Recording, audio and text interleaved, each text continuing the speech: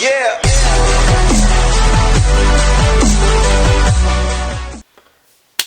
Alright, here we are, guys. I promised you I was going to do a spoiler review of Black Panther Wakanda Forever, and here I am. And presently, at the time of recording, I'm feeling a little under the weather today, but I, keep putting it off, and I said I'm going to get it done. But hey, if Chadwick Boseman shot like 4 or 5 movies while he had cancer, I could certainly film this video. So I'm doing it for him, and yeah, of course we got to talk about this movie because so much happened, so much being very consequential within the Black Panther narrative, but also in the MCU. So let's get right into it. I mean, obviously, I mentioned in my spoiler-free review right at the beginning T'Challa's death. It really was very nondescript in the way that he died, but like at the beginning, Shuri's trying to like put all these things together to save her brother until she realizes she can't, and Ramonda comes out and has that look and says everything, and I just love the opening Marvel credits in this film, and I figured they were going to do this anyway, but instead of having all the heroes, it was all just Black Panther, T'Challa, Chadwick Boseman. Beautiful, beautiful tribute to kick off the film even before the funeral begins, which is emotional within itself, but seeing all these people come together just providing this joyous celebration, which was probably better than his actual funeral, let's be honest. But yeah, it's just so beautiful, the tribute that they put together, not only for this character, but for their friend and dear colleague, Chadwick Boseman. And then you see the casket floating up into the spaceship. I don't really know how, like, the body would, still stand up, but regardless, he's not in there. We know this for a fact. So, regardless, that kicks off the narrative in so many different ways. Because one, now Ramonda has to step up and become the Queen of Wakanda.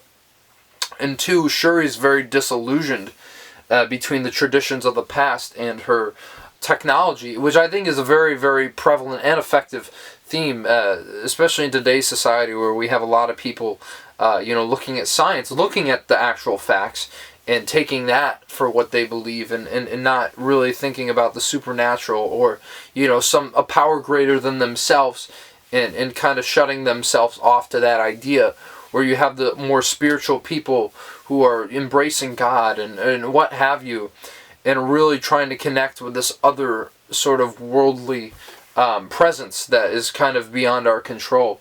And I think those ideas come to head so beautifully. Especially there's this beautiful conversation between Ramonda and Shuri near the beginning of the film, where she's like saying, I feel the cool breeze came through and I felt him beside me. And she's like, no, that's just like your mind trying to like deal with the fact that you're grieving him, and that's the only way you can rectify it in your brain. Something along those lines, definitely a little bit more eloquently put in a different way.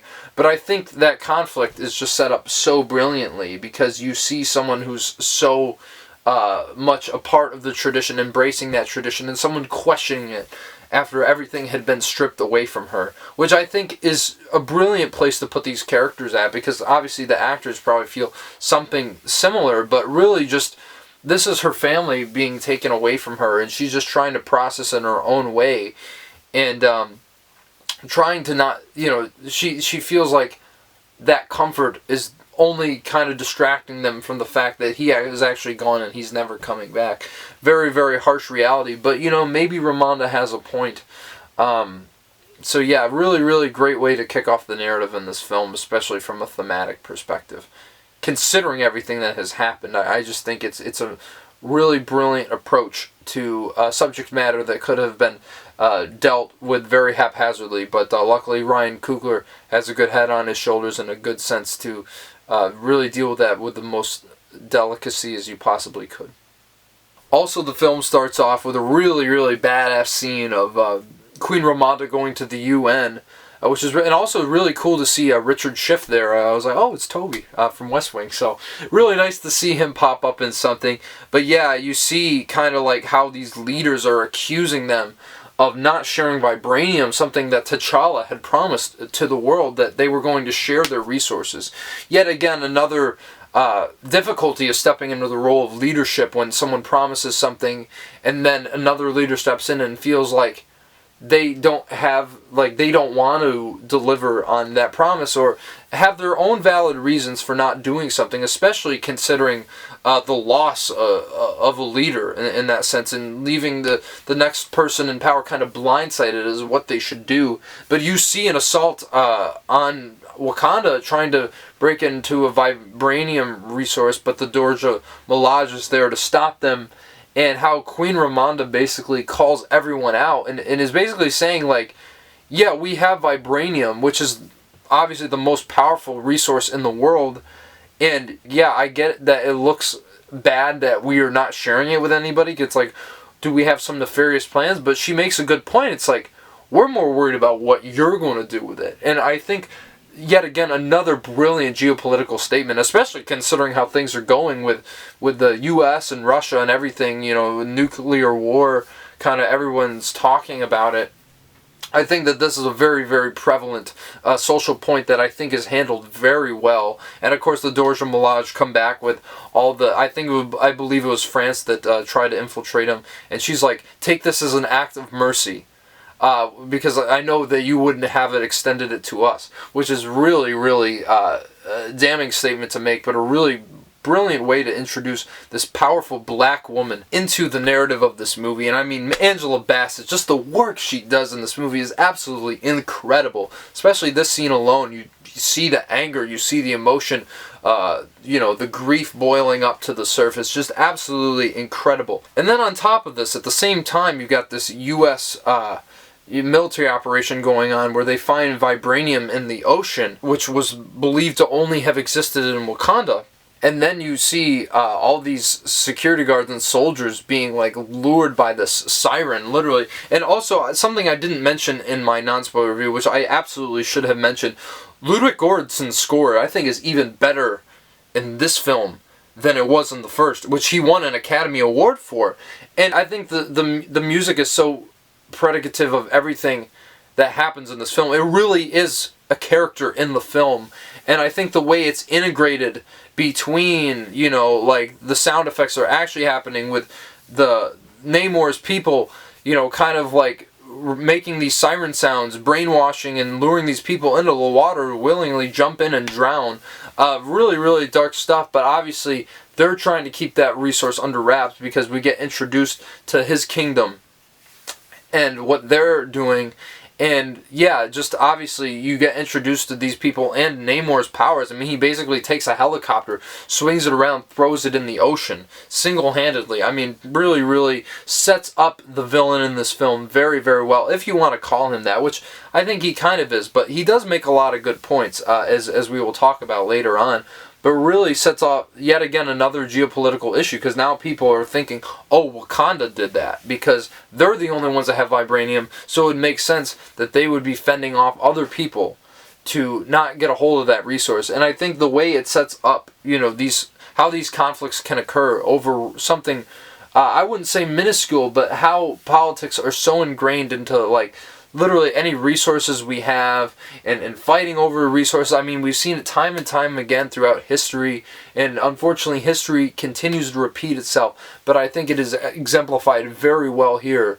The seeds of distrust and just everything going on in the world, and how plausibly they would come to the reaction that Wakanda would have been the country to do that, and how it sets the whole narrative forward. I think it's absolutely brilliant the way Coogler went about this story in that sense.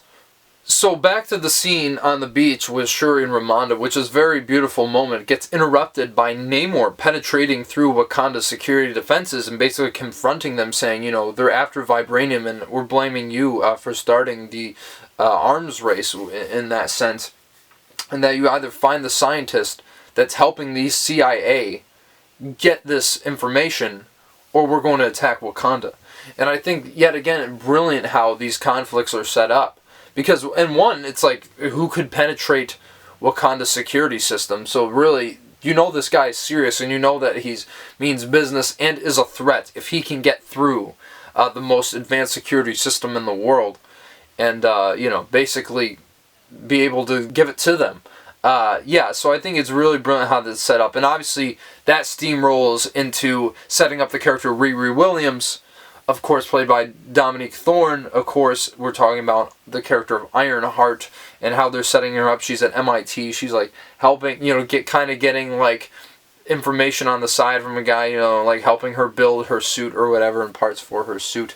And of course, Shuri and Okoye go to see, of course, Agent Ross. It's nice to see Martin Freeman back in the film, but he really is just used as an ends to a means. Obviously, he goes behind the CIA's back and, helps the Wakandans out, tells them who this kid is, and obviously Shuri and Okoye go to MIT, and, Shuri kind of waltzes in saying she'll blend in as a student.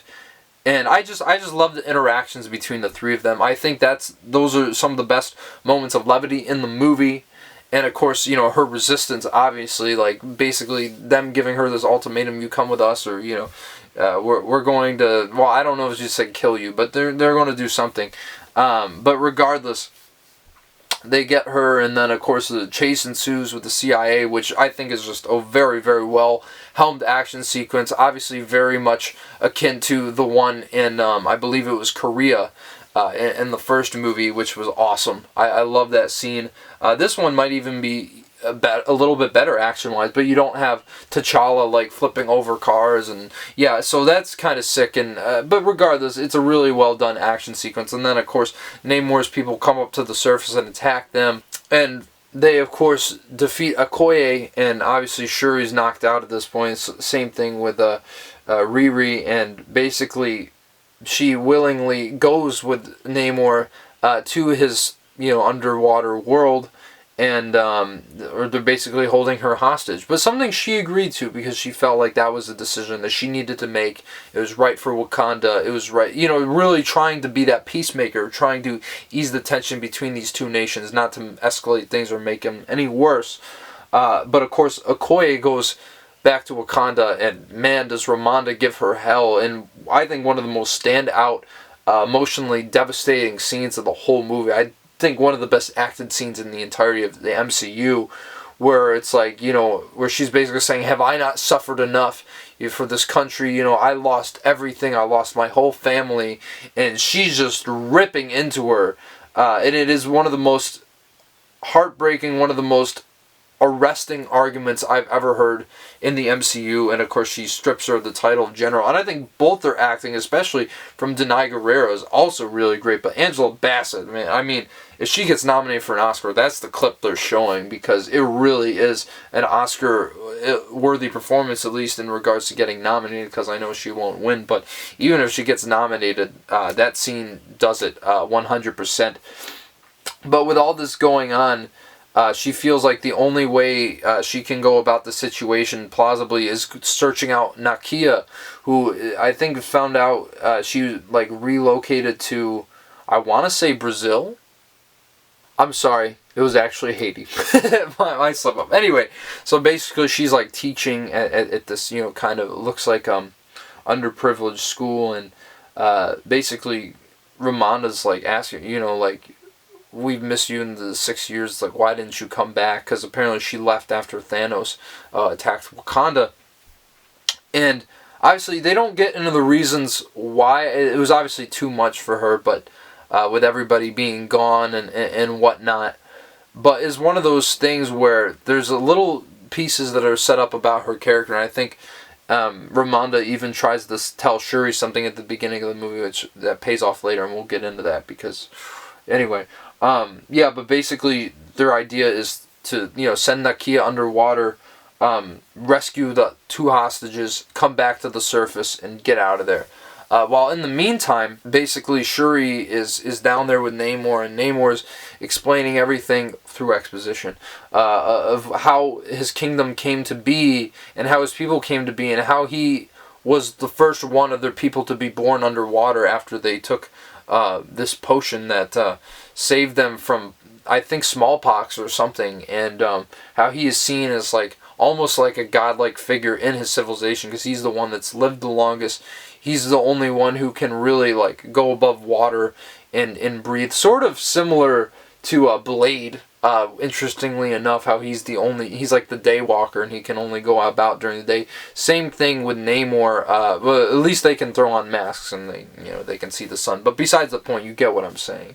And then Namor shows Shuri the kingdom of Tenoch, which is just so beautiful. This Atlantic-like world that they create in this film, and I just think just showing the world and the people inhabiting it, and how he is like the beacon of light in his community, holding this up because it's been protected since the Mayan centuries. And obviously Namor is very upset at the colonizers who ruined his land. Yet again, another theme that you would expect Ryan Coogler to delve into in a film like this, and that is why he wants to take the revenge on the surface world, which I will say is a little bit of a loose kind of motivation. I mean, I get where he's coming from, but it isn't like Killmonger, where you understood every reason why he felt like he was justified to do the things he did. You don't really get that with Namor, but I suppose his motivation is good enough. I certainly think, as I said, Tenoch Huerta is just absolutely fantastic in this role, and his acting is just top-notch, as you'd expect from most Marvel movies, unless you're Ray Winston and Black Widow. Anyway, the point being, Nakia makes it all the way down there, and Shuri's kind of understanding what he's going through, because she has a lot of resentment against the world. I think she even says at one point in that conversation with Ramonda on the beach, where she's like, I just want to burn it all to the ground, and he heard that, and so he takes that at her word, because the whole other conflict with Shuri is she has this festering resentment growing up underneath as to why things went the way they did, and just how the world treats them. It really is a very, very morally complicated conflict, which I think really makes her character even the more stronger, because she has to carry this whole movie. I mean, it really rests on her shoulders. But regardless, back to the plot, Nakia saves them, but in the process, one of the people of his kingdom, of Tenoch, gets killed. And it's almost like a declaration of war, because he finds Ramonda on the beach and says, don't you dare, or we'll take that as an act of aggression. I mean, see, little things like this are so real to how wars actually start. I mean, look at World War I. I mean, granted, it was a much bigger figure who got killed, but really, it's just one small thing, like one small death will escalate an entire situation to a full-scale war. Very, very on point, the politics in this movie. I can't stress that enough. It's not as thematically, I guess, hard-hitting as the first one, or as resonant as the first one, but I still think the themes stand out nonetheless. It is really, really complex in the ways of portrayed, which I don't understand why people are slagging on this movie. I really think that the stuff here, like, obviously, it's not the most consistent, I'll get into that, but the writing is very strong. And I guess I will say out of the way, I said in my spoiler-free review, but Riri Williams is kind of there for setup. I mean, she is a plot point in the movie, but it really feels like, oh, we'll throw her here with these guys so she can do something. But she's not necessarily completely integral after a certain point. Same thing with Everett Ross, because obviously we get introduced to the Countess again, played by Julia Louis-Dreyfus, who obviously is great and everything, and she's been definitely kind of a standout, even though she's playing similar characters to what she's played before. And find out that her and Ross were married at one point, and she kind of has him pegged the whole time that he's the one ratting them out. And he gets arrested at the end, and they save him. I think it's safe to say. I just don't really understand. Like, I get he had to get the ball rolling, but his subplot doesn't really add anything into the movie. And I feel like if Coogler really focused up on a few things, I think it could have worked a lot better. But just, obviously going against your government, giving the information on Wakanda, it's not, like, the implications of it are pretty big, but I don't think plot-wise it really hits hard or anything. It's just kind of there to move the story forward, and feels like a little bit like filler, if I'm going to be entirely honest. If they didn't focus on it at all, I think it would have been better, honestly. But hey, there it is. That's the movie that we have. It's okay. I mean, Martin Freeman's good in the role, so I like seeing him, as I said earlier. And so after this, Namor attacks Wakanda with the Talokan, and he kills Ramonda because she saves Riri Williams from drowning. So not only is this a huge moment, but obviously this even amplifies the grief of Shuri even further, and now she's the only one left from her family. I mean, first her father, then her brother, and then her mother. I mean, so much emotional weight is rested on her shoulders now, because she feels this vengeance stirring inside her heart, considering Namor took her mother out, and on top of everything else that she was already feeling. And M'Baku, I just think Winston Duke is great in the scenes that he is in as M'Baku. I wish they used him more, but just kind of like saying, you know, trying to guide her in the right direction and say, you know, like, think about what your mother would have wanted, that sort of thing. Obviously put in a much more eloquent way when it comes to, you know, this war and going on between the Wakandans and the Tenoch. And yeah, so eventually she gets the remnant. Well, she's had the remnant of the heart-shaped herb that was, you know, burned down by Killmonger. And somehow she genetically recreates it and creates a synthetic version of it. Now, I didn't mind this. I get it, though. It's like one of those things with Marvel. It's like, okay, these people are geniuses, so like that, they're going to figure something else out. Yeah, it's pretty convenient, but I think the moment had such an impact on the film. It didn't bother me too much, but it is definitely a criticism I would throw at the film. And then, of course, she goes to the ancestral plane, and as opposed to seeing someone like her father or mother, because obviously she couldn't see T'Challa, she sees Killmonger. And that is like such a powerful character moment, because it insinuates the path of which she's going down. She's going down a dark path. And he was kind of saying, I see a lot of myself in you, that vengeance. You know, what are you going to do with it? It's like your brother, you know, was basically, he was like saying your brother was a coward, he showed me mercy or whatever. And I think that this really is one of the darker moments in the MCU for sure, because you see someone who's supposed to be a hero leading down this dark path. And I think the only times we've ever really seen that occur are probably in Civil War and in the fight between Cap and Iron Man, and of course in Spider-Man No Way Home when Peter's fighting Green Goblin. You know, you don't really see these moments of darkness where the character could fail and be consumed by evil. I absolutely love that was in this film, and it was handled in the way it did, because then Nakia is asking her afterwards, like, who did you see in the ancestral plane? Because obviously she becomes the Black Panther, as we all figured, and as they all lied to us and said we weren't even close. I mean, come on, it's so obvious it was going to be Shuri. But yeah, so it's like one of those things where the Wakandans are now at war with the Tenoch, and she's leading the fight, not because she wants to protect her people, but for vengeance. And her heart is in the wrong place, and, you know, she doesn't tell who she saw in the ancestral plane, but they go off to battle. And then we get a really, really great action sequence, which I think doesn't have some of the absolute heights of the third act in Black Panther, but it's certainly a lot better from a visual standpoint, and the action's a lot more consistent, because I know a lot of people had problems with the third act, myself included, at least, you know, a little bit. But so that occurs, and, you know, they're fighting each other. It's a really great action sequence, but really the confrontation between Shuri and Namor is really why you see this movie. And she's like cutting his wings off, and he's like hardly breathing, and she's like, she even like sets him on fire at one point somehow when he gets out. And it's in that moment, you know, when she has like, when she's like impaled to a fucking rock or something, like, it's crazy what's going on in that scene.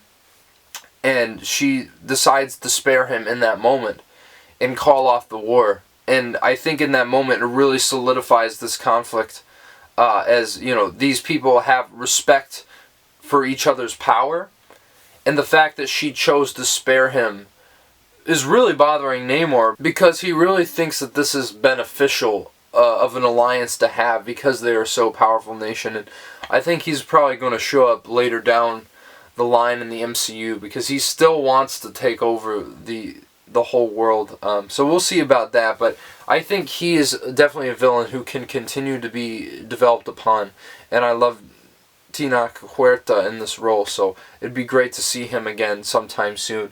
And yeah, and then eventually, you know, we see Riri Williams off, and, you know, she's going to start her TV series soon. Okay, cool.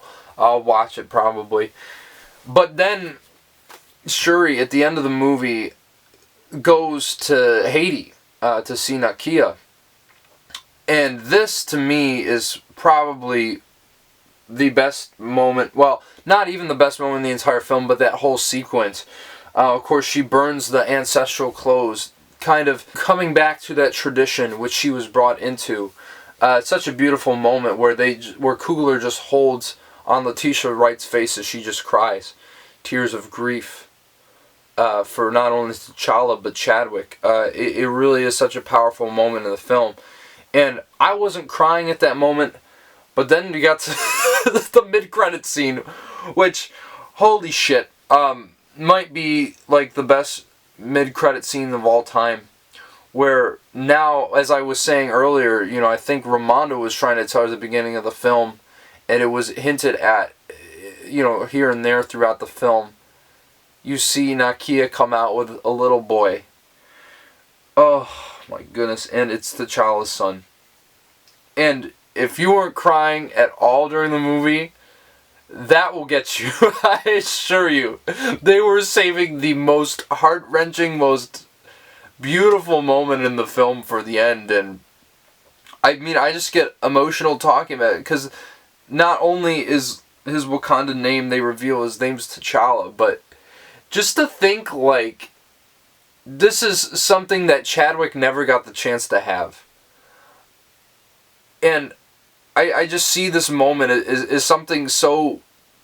What a beautiful tribute, not only to the character, but to the man himself, giving his character something that he didn't have the opportunity to have in real life. I just think it's one of the most beautiful moments in the entirety of the MCU. Maybe the most so. It really is just... Oh my goodness, it's heart-wrenching. Oh, man. But yeah, it's revealed by Nakia that they decided that he shouldn't be in the spotlight of Wakanda. He shouldn't have to bear that mantle. But still, the possibility is there for him to take over at some point. And it's just such a beautiful moment between him and Shuri. Just meeting his aunt and meeting her nephew for the first time. I mean, really... I'm so glad that there wasn't any other post-credit scenes, because it would have been so disingenuous to the legacy of Chadwick Boseman and the character, and I think that this was like literally the most perfect thing they could have ever come up with. There's a point where I'm like almost crying about it in a review. But really, I mean, I gotta say, like, I just gotta give it to Coogler once again. I mean, first off, this man never misses. I love every single one of his films, from Fruitvale Station to this. I mean, the guy is one of the best directors working today, one of the most consistent storytellers, one of the most strongest writers thematically, and I think that this is easily the best film in Phase 4 after Spider-Man No Way Home. I don't think there's really any competition there, because, I mean, look at the slate of films we had. This is really one of the only ones that I feel is truly impactful and is going to resonate with audiences, especially because of the tragic circumstances under which it was conceived. But really, this is a great movie. I still don't understand. I get people's criticism of it, because I have some as well, but I certainly don't understand people saying, like, this is just okay. Like, it's so much more than that, and once again, it's just so impressive what they were able to pull off with everything that had happened, and still be able to continue on with this franchise and push forward in the MCU. So yeah, so that's the spoiler review of Black Panther Wakanda Forever. Drop your comments down below and tell me if you agree with any of my thoughts on this film, or if you disagree in any aspect. I'd love to hear what you're thinking. And of course, so much great content coming very soon, so smash that like button, subscribe to the channel. I'm going to be bringing a review of The Menu very, very soon. Cannot wait to talk about that one. And of course, a few other ones coming later, probably maybe at the beginning of next week, because of course, Steven Spielberg's The Fabelmans coming out, and right now that's my most anticipated movie of the year, so you gotta check that one when I drop it. And of course, the top 90 albums of the 90s I'm doing with Johnny Radio, that's coming up very, very soon. Maybe I even dropped it before this video, the next episode, we'll see. But yeah, guys, thank you for watching this. If you stayed all to the end, I really, really appreciate it. And yeah, I hope you guys enjoyed the movie and the review, and I will see you guys in the next video. Take care now.